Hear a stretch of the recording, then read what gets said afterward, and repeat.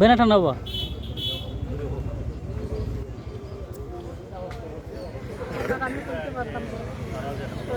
আপনি কোন বয়ের মধ্যে আছেন, আতঙ্কের মধ্যে আছেন? আমি এখন আতঙ্কের মধ্যে আছি। এখন আমার জানেরও নিরাপত্তা নাই, আমার কোনো কিছু নিরাপত্তা নাই।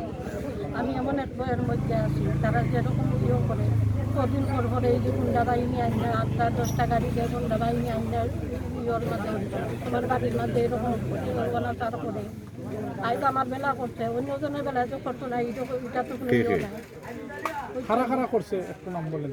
ওই তো আবার এনামুর, রাজীব, রাহিম, এরপরে ইউসুফ, নুরুদ্দিন, আলাল, এরা সবাই ওরকম ইয়ে করে দিয়ে। তখন আপনি কিতা স্যার আমার আমার উপরে মিথ্যা অভিযোগ দেওয়া, ওরা নিজের মধ্যে মদ নিয়ে এরপরে গাঞ্জা নিয়ে এই যে আগরবাদ। আমি একজন অসহায় থাকার সত্যি আমার উপরে এতটুকু অত্যাচার আমি আল্লাহ সহ্য করতো না। আমি প্রশাসনের কাছে, আইনের কাছে, সেনাবাহিনীর কাছে, সবার কাছে আমি দৃষ্টান্তমূলক শাস্তি চাই। আর তারা আপনারা সবাই সহযোগিতা করবেন। জানোয়ার চৌধুরী নিকটবর্তী বাড়ি। ওইদিকে এই ধরনের যে সমস্যা এগুলো তো আমরা অভাবের কারণে সব কিছু জানা না। কালকে আমি